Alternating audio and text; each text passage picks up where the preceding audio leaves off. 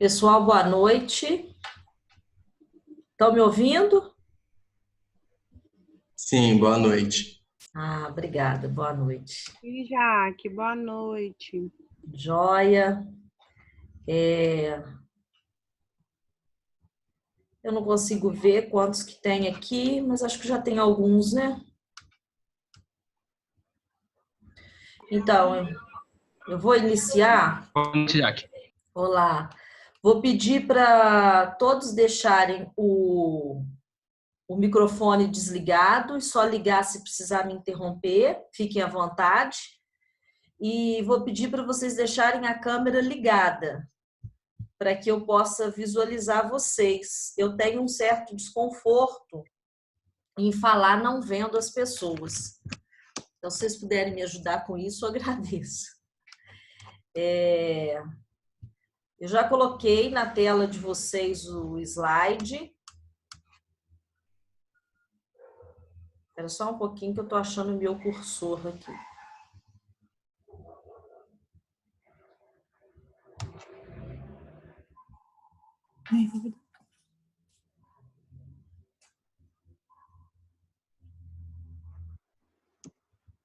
Muito bem, vou começar.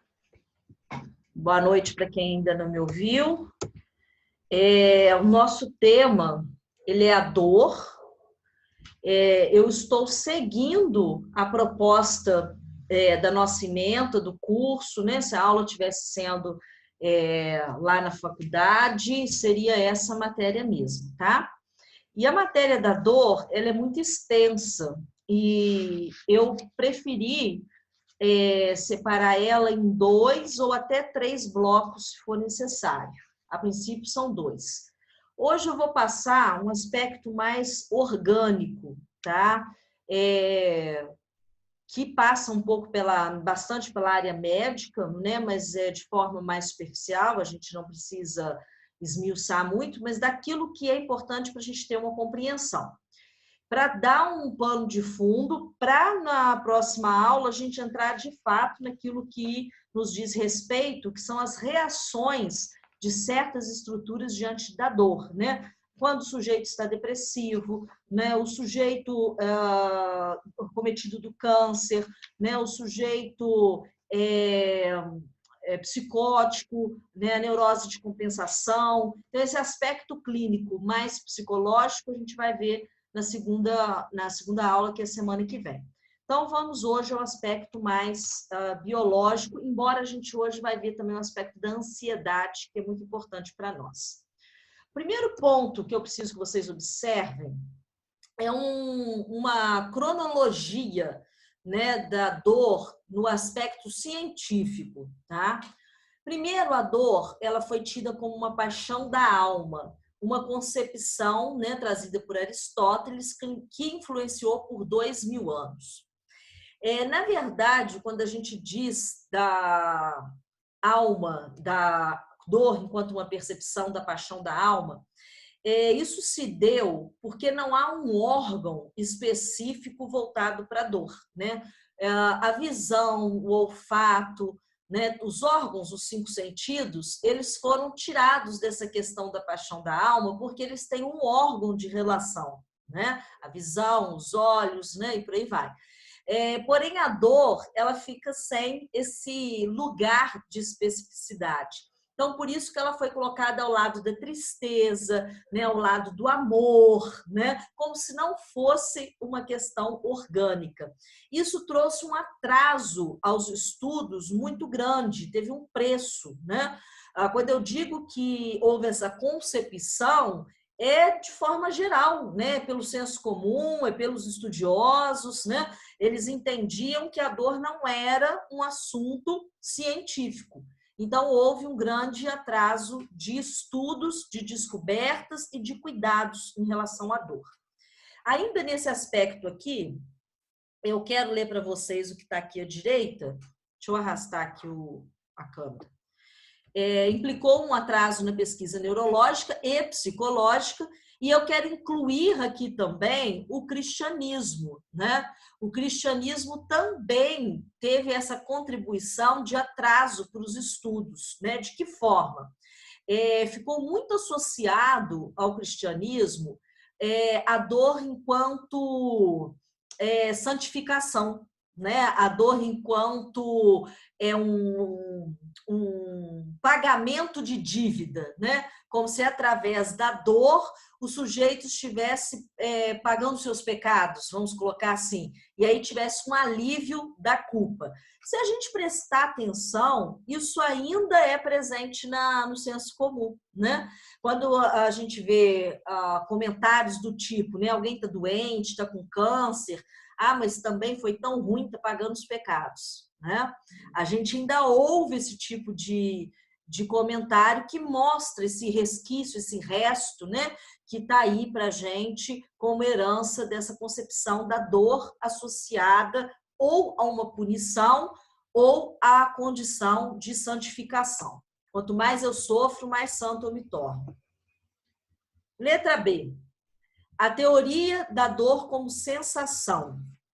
A segunda metade do século XX, né? Então, muito recente, né? Do século passado. A dualidade entre sensação e reação emocional. Na verdade, aqui, o que a gente está se referindo? A essa dualidade, né? A dicotomia cartesiana. Como se, de um lado, nós tivéssemos o aspecto físico e, do outro, nós tivéssemos o aspecto emocional. E ficava cada um de um lado, sem fazer essa junção. E isso hoje não é a concepção que nós temos, né? Nós entendemos que a dor, ela pode ser manifesta no corpo por um aspecto emocional, né? Por exemplo, eu até conversava há pouco aqui com meu filho que faz medicina sobre isso, para me ajudar com a compreensão aqui de algumas coisas.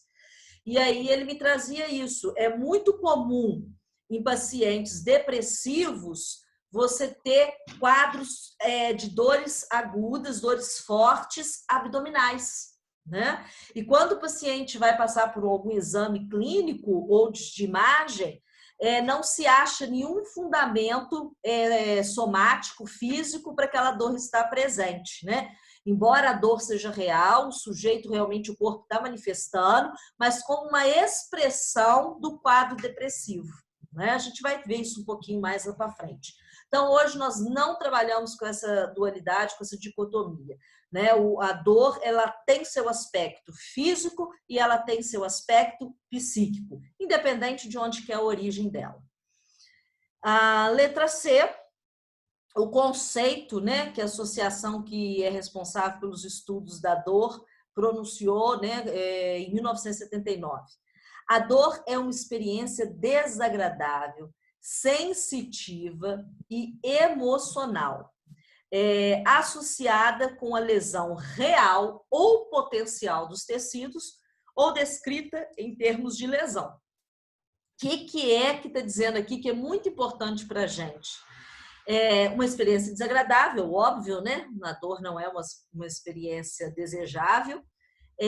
Sensitiva e emocional, olha, os dois aspectos, o orgânico e o psíquico. Associada com uma lesão que pode ser real, ela pode ser detectada por um médico, ela pode ser detectada por um exame, ou potencial dos tecidos. O que é isso? Pode ser que ela não seja uma dor que a gente consiga provar, que ela seja apenas não, né? Que ela seja exclusivamente produzida por um aspecto que seja psíquico. E aí do lado eu trago a explicação. Sempre existe dor quando se queixa dor. Isso é muito importante, né? Eu acho que isso para o médico, eu acho que isso para o psicólogo, né? Sempre há de se perceber o que o sujeito está trazendo na sua verdade, né? Muito mais para além, a psicologia trabalha com isso, o médico, quando trabalha acho que com uma competência de dar lugar ao sujeito, ele também trabalha com esse respaldo, é a verdade do sujeito. Se o sujeito está falando que está sentindo dor, então isso deve ser acatado como a existência da dor. Preste atenção embaixo que está escrito assim, com exceção dos simuladores, né? O que seriam os simuladores? Tem pessoas que fingem estar sentindo dor, ok? que é que nós queremos dizer com as pessoas que fingem estar sentindo dor? Preste muita atenção que isso aqui requer muito cuidado para a gente trabalhar isso aqui.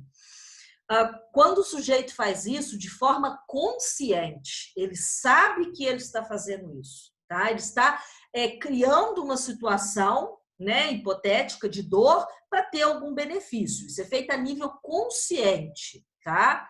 Não estou dizendo aqui dos aspectos onde o sujeito ele manifesta dor, não tem uma base orgânica, né? Mas ele está sentindo a dor, né? Você pergunta para ele e ele conscientemente diz: eu estou sentindo dor. Ponto, ele está. Diferente do sujeito que não está sentindo e ele vai se fazer sentindo dor para alcançar algum benefício. Vou te dar um exemplo onde isso acontece. Quem trabalha com a área de saúde pública lida muito com isso. É uma manifestação muito histérica. A mulher está lá na fila esperando atendimento há 3 horas. A gente sabe que isso acontece, né? E aí, uma hora a paciência da pessoa vai esgotando e aí ela decide que vai simular uma dor, porque se ela tiver com dor, ela vai ser atendida, né? E ela começa a gritar, ela começa a fazer uma cena, né, na recepção e, às vezes, como ganho, realmente, né, do teatro, ela vai receber, passar na frente das pessoas. Quando quem está ali no atendimento já tem uma experiência, já tem uma vivência, né, já consegue, às vezes, perceber que se trata de uma simulação e não passa a pessoa na frente, né? Isso é perigoso? Talvez, né? Pode ser que você está julgando que a pessoa esteja fazendo uma simulação e não está. Mas quem tem experiência tem um certo feeling para detectar essas coisas. Alguma dúvida nesse slide? Posso passar para o seguinte?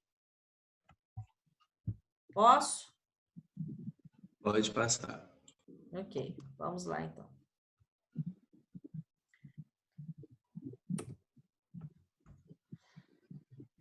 Dentro desse contexto, o que significa a dor?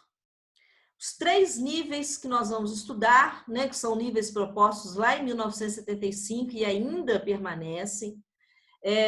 O primeiro nível, sinal registrado pelo ego de uma ameaça à integridade estrutural ou funcional do organismo. Eu vou ler todos, depois comento. Segundo nível, pedido de ajuda por meio do compartilhamento da dor com outras pessoas. E o terceiro nível é o nível da simbolização. Pode direcionar a representação da dor como exemplo para manipulação dos outros ou alívio de culpa. Vamos lá.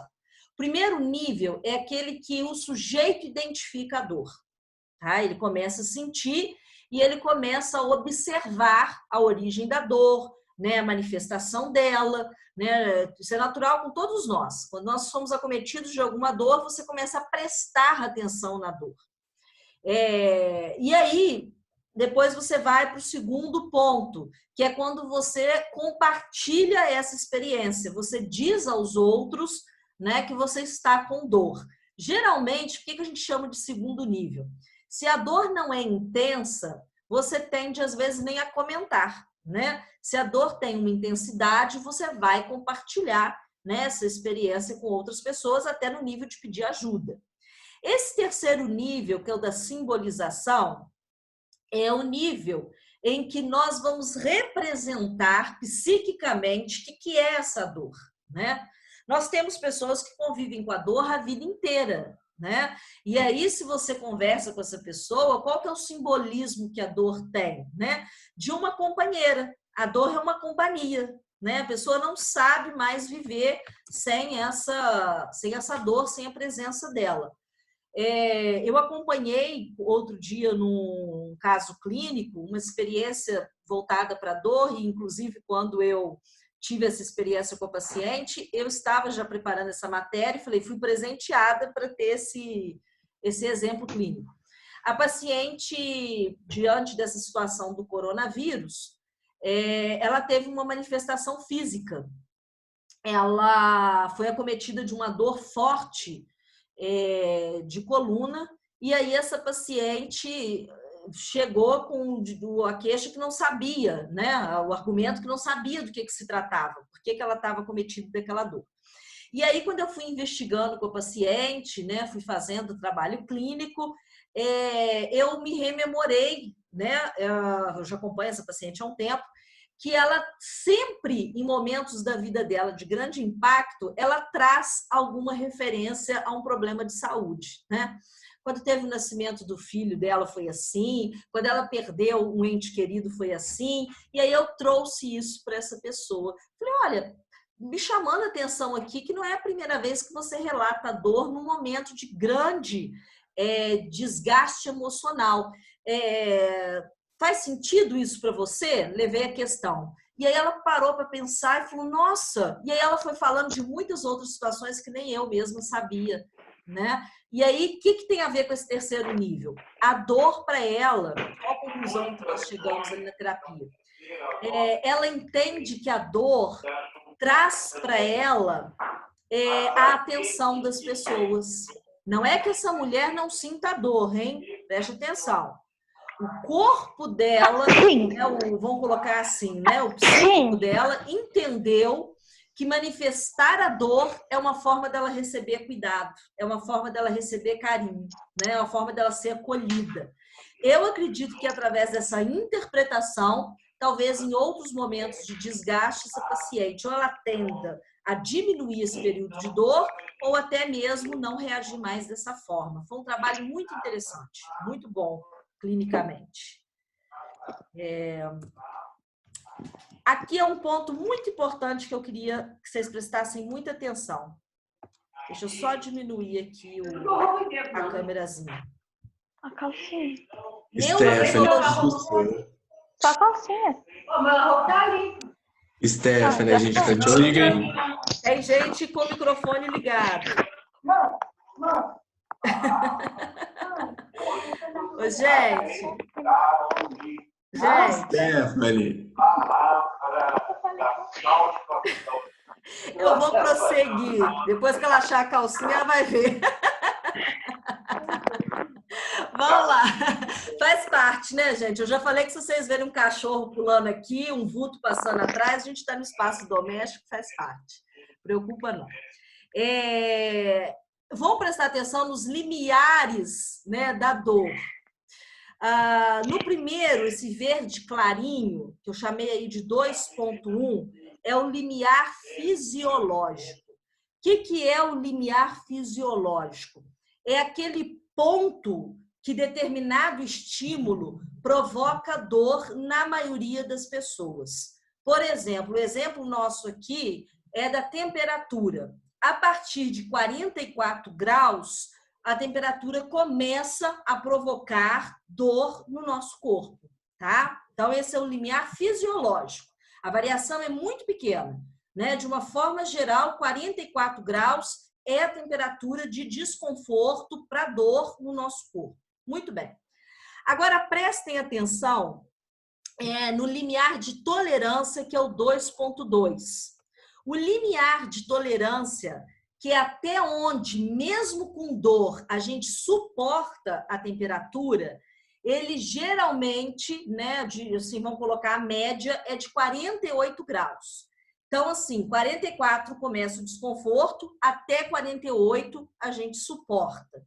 Então, esse até 48 é o limiar de tolerância. Nós toleramos quanto? Até 48 graus. Então, a diferença entre o limiar fisiológico e o limiar de tolerância são 4 graus. Nós chamamos esses 4 graus de limiar de resistência, ok? Isso é muito importante para a nossa compreensão. Por quê? O limiar fisiológico de um determinado estímulo, ele tende a ser um padrão, ok? Agora, o limiar de tolerância já entram os aspectos, como é que eu posso colocar? Culturais, entram os aspectos subjetivos, familiares, e no limiar de resistência é o resultado disso tudo. Como assim, Jaqueline? Vamos pensar no seguinte, 44 graus é um desconforto que vai causar dor, né? No primeiro órgão é a pele. A forma como cada um vai demonstrar essa intolerância, ela vai depender da cultura. Por exemplo, eu acredito que nós, brasileiros, iremos demonstrar o nosso limiar de tolerância imediatamente. Nossa, que tá ruim, tá doendo, queimando, que credo, e começa a abanar, porque nós somos expansivos, é da nossa cultura. Não é um problema manifestar publicamente aquilo que a gente está sentindo. Se você vai, por exemplo, num país como os Estados Unidos, né, a cultura norte-americana, é o contrário. Eles tendem a reprimir muito mais o desconforto e a denunciar o mal-estar muito mais próximo desse limiar de tolerância que é 48 graus. Por quê? Porque na cultura norte-americana, você demonstrar que não está tolerando alguma coisa é sinal de fraqueza. E isso não deve ser exposto para as pessoas, ok? Então, isso vai de cultura para cultura. Deixa eu passar. Mesmo eu tendo dado exemplos de culturas tão assim distintas, né? A cultura sul-americana com a norte-americana, eu acho muito importante a gente entender que nós temos contextos menores e mais próximos que fazem isso aqui ser diferente, tá? Eu vou dar um exemplo para vocês. É a religião, né? A religião afeta muito esse aspecto aqui. Principalmente quando essa dor ela vem de uma experiência psíquica. Dependendo da religião, as pessoas que são, né, daquela religião, eu vejo isso clinicamente, para mim isso é muito assim, claro. Certos públicos que são de uma determinada religião, eles tendem a suportar o sofrimento muito mais. E aí, quando eles chegam para tratamento, por exemplo, uma depressão, eles já estão num estado muito avançado da doença. Por quê? Porque eles entendem que se eles assumirem que estão enfermos, eles estão sem fé. Né? Isso é uma problemática, é um processo cultural da religião, isso tá muito em movimento, né? Eu vejo muitos líderes religiosos, sejam padres ou pastores, me encaminhando o paciente. Eu acho isso muito interessante, mas ainda tem alguns segmentos mais fechados, né? Em contrapartida, você tem certas religiões que isso não é uma questão, né? Se o sujeito ele está ali acometido de alguma enfermidade, isso não significa uma fraqueza. Agora, acompanhe comigo aqui nesse quadrinho laranja. A expressão da dor é outro fator importante. Trata-se de como o paciente comunica a dor. Eu vou pegar um exemplo que ele me marcou muito na minha trajetória, que é o câncer. Eu não sei, vocês em maioria são mais jovens, eu não sei se vocês vivenciaram isso que eu vou falar aqui. Mas eu sou de uma época em que se falava aquela doença, não falava câncer. Antes de mim, tinha uma outra época, vamos colocar assim, 50 anos atrás, que falava doença ruim. Não podia usar o nome câncer, porque se acreditava que você estava atraindo a doença, né? Então, a doença ruim e depois aquela doença. Isso interferia muito nisso que aqui está trazendo, né? A expressão da dor, né? Muitas pessoas acometidas, né, do câncer, elas têm dificuldade de expressar a sua dor, né? Exatamente por esse movimento cultural do câncer como algo maligno, como um castigo, né? Então, o impacto do assumir o câncer já é difícil, e de assumir a dor, às vezes provocada no tratamento, é muito delicado, né? Então, assim, a gente precisa dar atenção de como que o sujeito, eu já não estou falando do sujeito do câncer, todo e qualquer sujeito, como que se dá essa manifestação?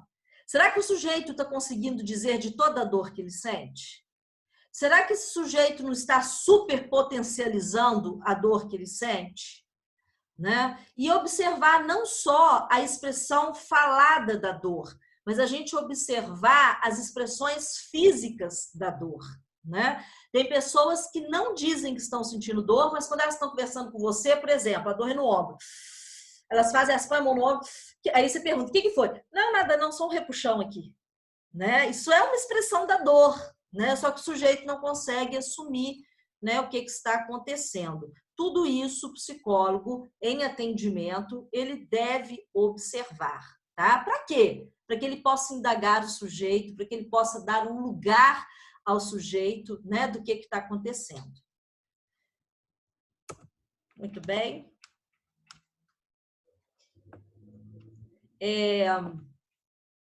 Classificação das dores. Nós podemos ter 3 origens da dor. Origem periférica, né, que vai acontecer de forma na superfície, que é a pele, né? De forma profunda, que são os órgãos, né? Somático, visceral, e a dor referida. O que é a dor referida? A dor referida é aquela que, por exemplo, o estômago, tá? A dor é no estômago. E você tem nervos que tanto estão ligados ao seu estômago como no seu braço. É o mesma terminação nervosa. O que pode acontecer? Há um erro de, não sei se eu posso dizer assim de forma grosseira, um erro de comunicação. O que chega para o seu cérebro é que aquela região está doendo. Então, uma dor cerebral, uma dor estomacal pode ser sentida como uma dor no ombro, tá? Isso é uma dor referida. Acontece muito no infarto também, né? A pessoa está infartando e, ao invés de sentir uma dor no coração, ela vai sentir a dor também no braço, né? É porque é a mesma terminação nervosa, ok? A origem central, né? A dor central, que seria realmente, né, no sistema nervoso central, e a que nos interessa, que é a dor psicogênica. O que é a dor psicogênica? Recebo muitos pacientes com a dor psicogênica. O sujeito está doente, ele está acometido, né, de uma dor forte. Gente, olha só, aqui no Zoom, a nossa reunião dura 40 minutos e depois ela termina. Então, o aplicativo já me avisou que daqui 10 minutos termina. Não sei se apareceu aí para vocês a mensagem.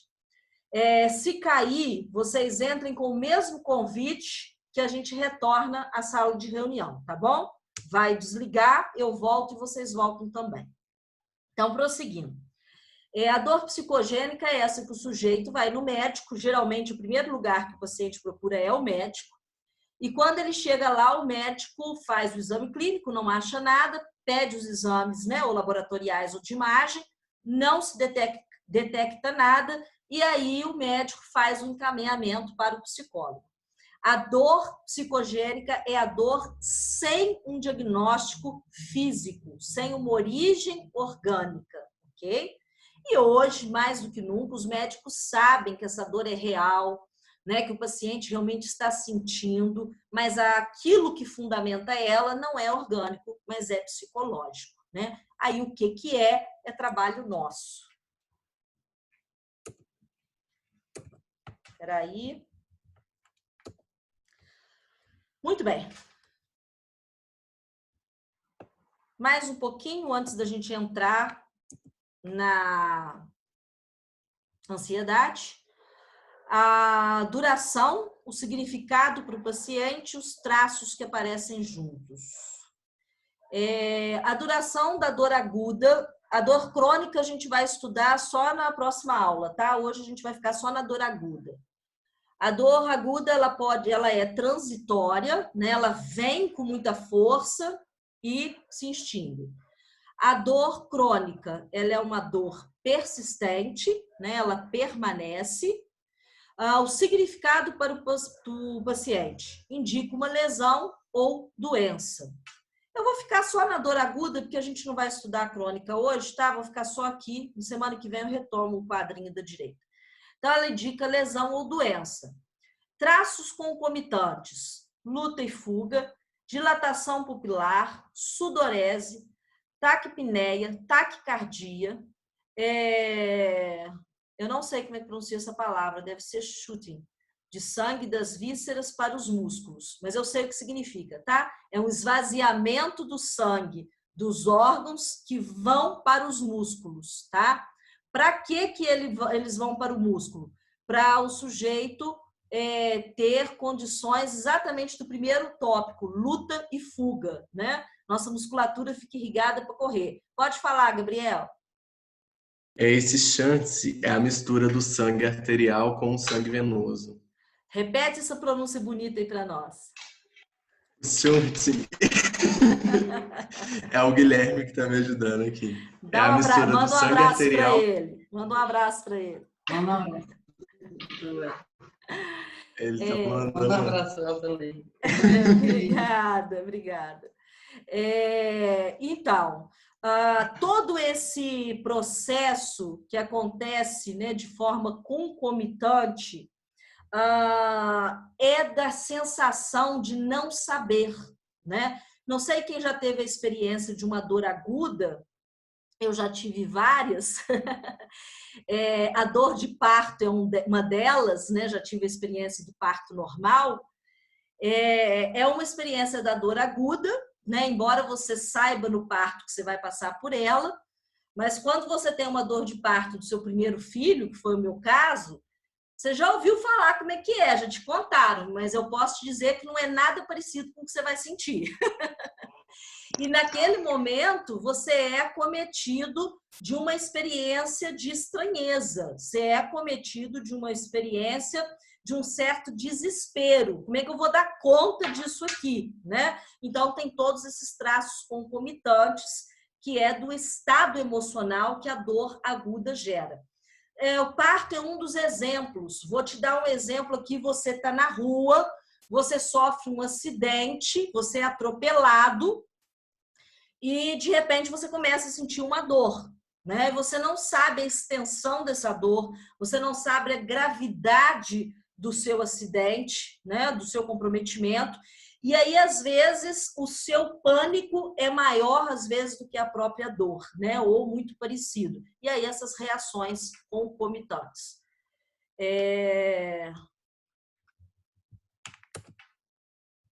Dor aguda. Quais são as dores agudas? Ela pode ser por uma lesão mecânica, que eu acabei de dar um exemplo, né? Um acidente de trânsito, gerando fraturas.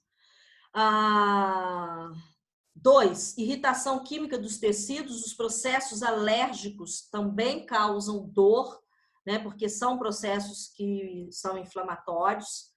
Queimadura, né? Que é uma lesão, depende do nível da queimadura, da derme, da epiderme ou da hipoderme. O estresse tecidual, como exemplo, a isquemia. E distensão aguda das vísceras ocas ou dos vasos sanguíneos. O que são as vísceras ocas? Como exemplo, o estômago. Ou dos vasos sanguíneos, o aneurisma. Não vou entrar aqui em detalhe, não é o caso, só para a gente ter uma noção, né, de onde essas dores podem se manifestar. E 6, os espasmos de músculo liso, que são as cólicas. Todos esses tipos de dor, com esses e tantos outros exemplos, o sujeito pode vir acompanhado daqueles sintomas concomitantes que nós falamos. Muito bem. Agora, eu cheguei onde que eu queria. A experiência da dor aguda envolve mecanismos neurofisiológicos, hormonais e psicológicos, sendo o psicológico a ansiedade aguda e todas as manifestações físicas que acompanham. Eu atendi hoje um paciente com ansiedade aguda, né? E é sempre assim, foi uma sessão muito boa, muito gostosa de fazer, porque ele não estava, né, no quadro da ansiedade aguda. Eu atendi ele posterior, então ele já estava com um nível de interpretação melhor. Então, foi uma sessão boa. Vou comentar um pouquinho mais sobre essa sessão daqui a pouco. Manifestações físicas da ansiedade aguda. Tremor, palpitação, sudorese, ficou na mesma linha. Mal-estar precordial, boca seca, palaciúria e urgência missional, taquicardia, taquipneia, elevação da pressão arterial. Esse meu paciente, ele não teve elevação da pressão arterial, ele fez a medição na hora, ele teve ataque cardíaco, ele teve ataque apneia, ele teve palpitação, ele teve boca seca, tremor, sudorese, tá? Bastante sintomas, né, dentro desses que nós vimos aqui. Lembrando que esse sintoma de ansiedade aguda, ele vem em decorrência da dor aguda, ok? Lembrando disso. No caso desse meu paciente, né, a dor que ele teve nem foi, na verdade, né, propriamente uma dor. Ele fez o uso de uma medicação para o tratamento respiratório e o remédio que ele usou é um remédio que deu taquicardia nele naturalmente. E a taquicardia, ele ficou muito assustado, né? Ele nunca tinha sentido uma taquicardia e a impotência que ele se sentiu diante daquilo ali, o medo que ele ficou por não saber o que era, levou ele a esse quadro de ansiedade aguda. Tópico 2. A ansiedade aguda, a ansiedade está ligada a diversos temores do enfermo. Prestem atenção nisso. Sua ignorância da causa do problema, incapacidade de resolver, medo que a doença seja de maior gravidade, possibilidade que o sofrimento possa se perpetuar, insegurança quanto ao futuro. Eu acho que o psicólogo precisa compreender isso. Quem vai fazer estágio hospitalar, né? Quem vai fazer clínica, né? Quem vai trabalhar na saúde pública. Por quê? Eu acho que nós podemos intervir muito nisso aqui para ajudar o paciente ou não chegar no quadro de ansiedade aguda, ou ajudá-lo a dissolver, né, essa apresentação, né, sintomática. Vamos lá. Não saber o que nós temos gera o quadro de ansiedade, né? Esse meu paciente que chegou lá hoje, por que ele ficou muito aterrorizado?